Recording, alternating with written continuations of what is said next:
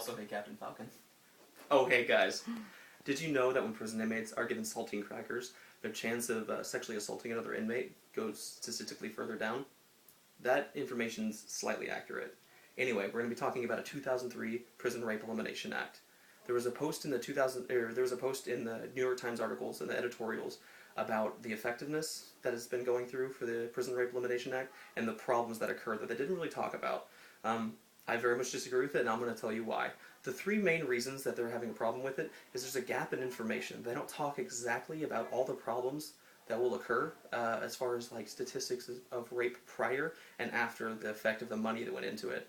I'll also be addressing that the money needs to be used elsewhere. They threw a blanket amount of money on every state and federal prison, when really federal prisons have statistically further less chance of rape than the state ones. The state ones are drastically higher, and that's where we need to divert our money if that is what we're going to do. Also, I'll be talking about our money should be more proactive than reactive. We could stop these problems way ahead of time if we have solutions to them rather than just helping people cope. The 2003 Prison Rape Elimination Act has cost us millions and millions of dollars in tax-paying money. It hasn't really helped anyone, and we don't have the information to find out if numbers have actually dropped. The first problem is the numbers were askew. If you read their own articles in the Prison Rape Elimination Act, they even say themselves that their information is incorrect, and they do not have statistic evidence to say that they can actually change it. They said between 7 and 25% of inmates are sexually assaulted. That is, as great as that is, that they have a number like that, that is 18% difference. That's extraordinary. If we are to do that, which I don't agree with, we need to have hard evidence of before and after. If we were able to do the 25 to a 7%, that would be phenomenal. However, they don't know if 25% happened after the 7%, so they don't actually know if it's getting worse because of the money, and we're just throwing money into there anyway. The second main problem that we're having is not being proactive. We need to help the inmates to stop this. It's a human rights violation, and it needs to be addressed. We right now in the Prison Rape Elimination Act, they're helping people by giving them counselors, having them talk to them, and helping them deal with the emotional stress and trauma that they've gone through, which is great, and I definitely think everyone deserves the help. I think the money would be better used for stopping this prior. They implemented something in the 70s, essentially it's slang as saltpeter. Can you get that? They implemented something called saltpeter. It's slang, and it actually does exist. They put it in inmates, all their food, all their drinks. It essentially makes them unable to rape by it's just the opposite of Viagra, if you know what I mean. It very much curbed it, and so rapes have gone down after that.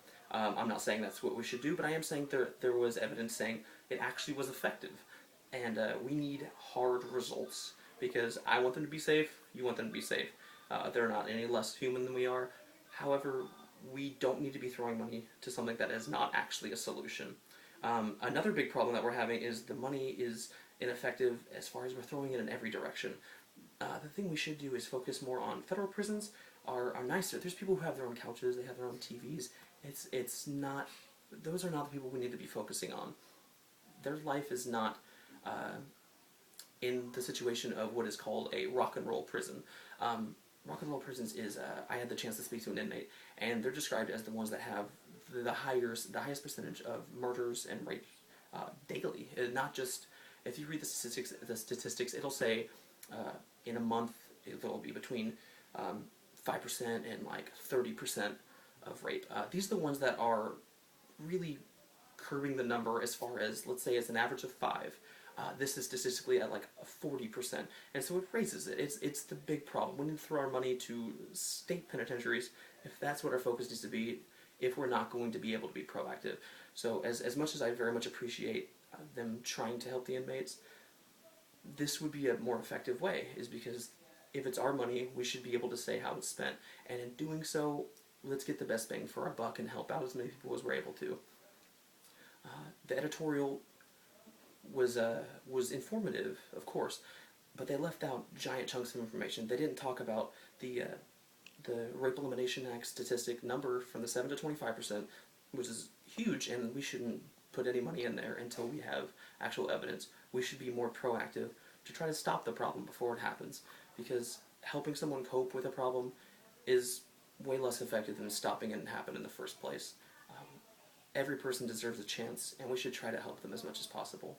And then also we need to make sure our money is done effectively, not in a blanket method where we just throw it out in a direction and say, we hope it lands in the right places. What we need to do is harness that and put it in places where it will actually make a difference to help human life, because that's the goal, is to help people. So until we have accurate statistics, and we shouldn't throw our money in a place where it will not get results. I want to help them. I hope you do as well.